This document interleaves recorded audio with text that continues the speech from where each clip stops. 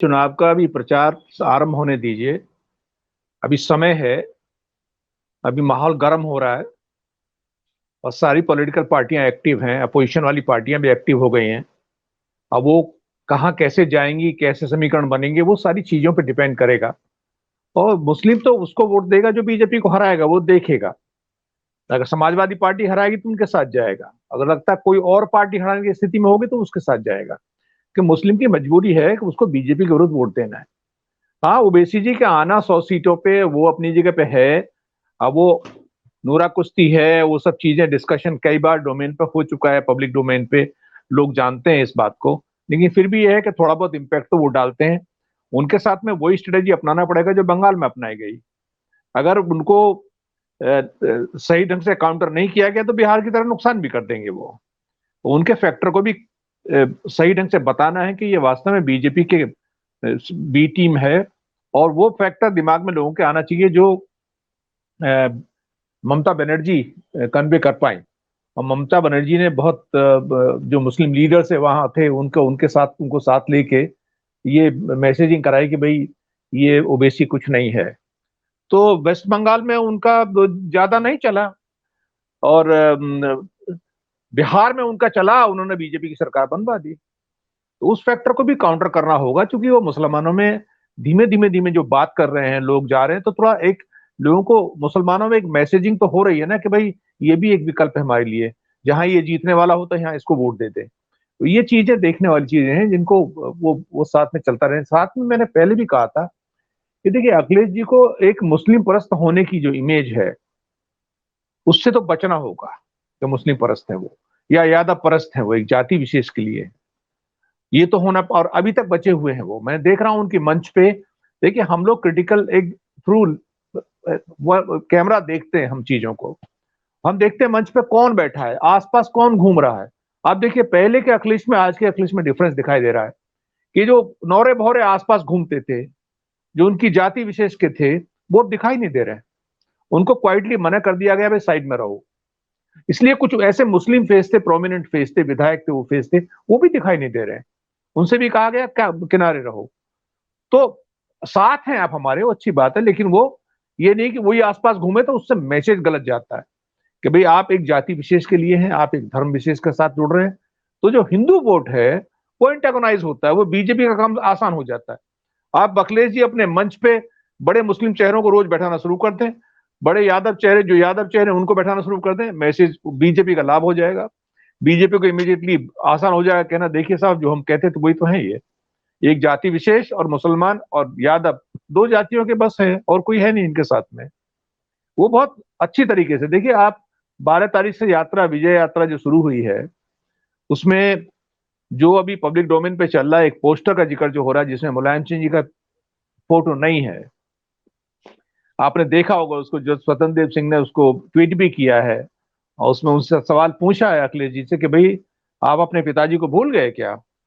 उसमें 9 लोगों के चेहरे लगे हुए हैं। उसमें लोहिया जी का चेहरा है, जेपी का चेहरा है, उसमें मिश्रा जी हैं उनका चेहरा है, मोहन सिंह है, इन सबके चेहरे हैं, हर जाति जाति धर्म के लोगों के सबके चेहरे हैं। उसमें कलाम साहब का चेहरा है। तो 9 9 चेहरे लगे हुए हैं उसमें, लेकिन उसमें नेताजी का चेहरा नहीं है, मुलायम सिंह जी का।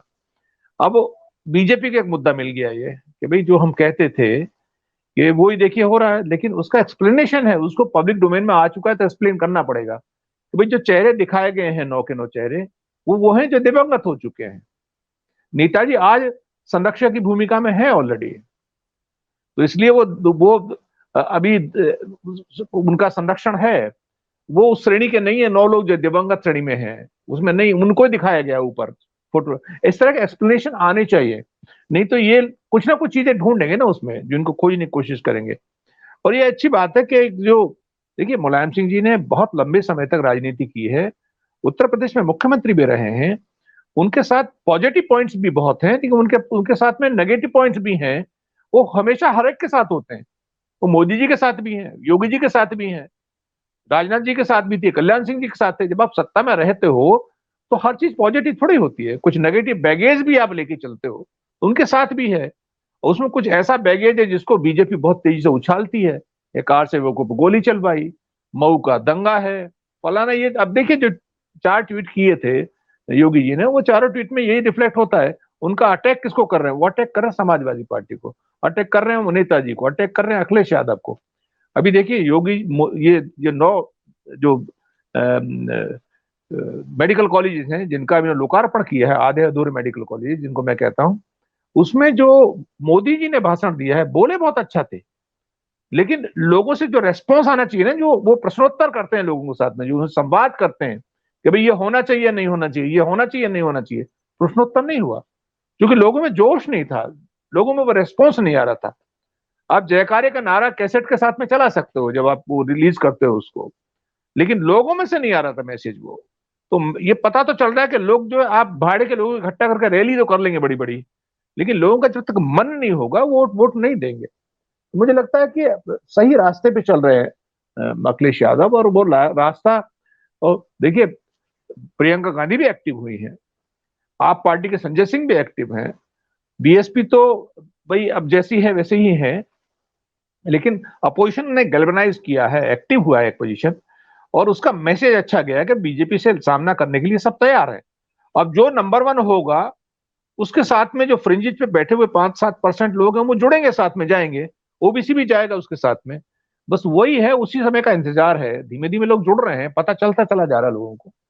मुझे लगता है कि जो अखिलेश यादव ने बहुत अच्छी चीजें जो की हैं वो एक ही, एक तो परिवार का बैगेज, परिवारवाद का जो उन पर आरोप लगता है, तो उसमें देखिए शिवपाल जी तो अलग हो ही गए, अब कौन बचे? दूसरे दूसरे हैं, राम गोपाल जी हैं।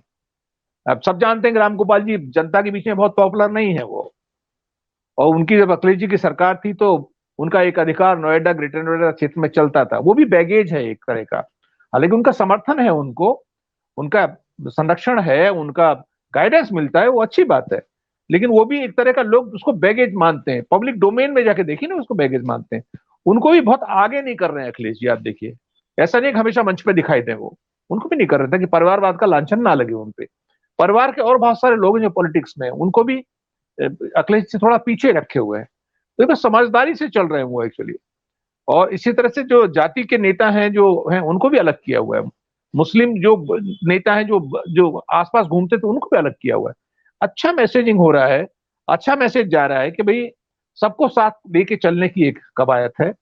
और मुझे लगता है कि ये धीमे धीमे धीमे सभी पॉलिटिकल पार्टियों को, देखिए जब जो प्रोग्राम्स हैं, जो सूचनाएं आ रही हैं, जब चुनाव का बहुत बड़ा एक वो बनेगा, माहौल जनरेट होगा जिसमें बीजेपी भी अपने पराकाष्ठा पर होगी, बड़ी बड़ी रैलियां होंगी, हेलीकॉप्टर उड़ेंगे, नेता आएंगे, स्टार प्रचारकों की सूची बनेगी और ये सब होगा, उस वक्त पता चलेगा ना क्या माहौल जनरेट होता है। उस माहौल में वो 15-20 दिन का खेल है वो, बस। मुझे लगता है ममता बनर्जी भी उत्तर प्रदेश में आएंगी, कूदेंगी वो, भाई टीएमसी में लोग जोड़ना शुरू हो ही गए हैं, उनका आना, केजरीवाल जी भी एक्टिव हो गए हैं, चाहे अयोध्या गए हैं वो भी एक्टिव हो गए। तो ये ऐसे लीडर्स जिनका नेशनल एक इम्पैक्ट है, भाई ममता जी का है, केजरीवाल जी का है, मुझे लगता है कि अंततः ये सब लोग एक मंच पे आएंगे। अखिलेश जी हैं, अखिलेश जी का जो एक जो पर्सनालिटी ग्रो हो रही है, तो वो जब सब एक साथ मंच पे इकट्ठे होंगे, चाहे बनारस में हो, गोरखपुर में हो, उसका मैसेज जाएगा। मैं उस दिन की प्रतीक्षा कर रहा हूं कि जिस दिन एक अंडरस्टैंडिंग सभी अपोजिशन पार्टियों की एक साथ हो जाएगी और एक कंबाइंड फाइट जो होगी ना, उसमें मैं उस दिन की प्रतीक्षा कर रहा हूं, अलायंस हो अथवा ना हो। मुझे लगता है कांग्रेस को भी इस पर विचार करना चाहिए। देखिए बहुत सारी पॉलिटिकल पार्टियां हैं जो अपने संगठन बनाने के लिए या लोकसभा चुनाव के लिए तैयारी कर रही हैं, इसलिए यहां उत्तर प्रदेश में एक्टिव हो गई हैं। लेकिन उन पार्टियों को ये देखना पड़ेगा कि अगर विधानसभा में बीजेपी को नहीं हरा पाए तो आप सबको लोकसभा में कुछ नहीं मिलना है। तो इसलिए विधानसभा में अगर हराना है तो सबको एक जगह आना पड़ेगा, चाहे वो प्रत्यक्ष रूप से आए, अप्रत्यक्ष रूप से आए, अंडरस्टैंडिंग हो, पर्दे के पीछे हो, कुछ हो, उनको एक साथ आना पड़ेगा। और वैसे तो बीजेपी ने अपनी हार का स्वयं ही माहौल बना दिया है। और आप हमसे जुड़े रहने के लिए सब्सक्राइब करें YouTube पर, फॉलो करें Twitter पर और लाइक करें Facebook पर। और ज्यादा जानकारी के लिए आपको टाइप करना होगा सिर्फ न्यूज़ नशा।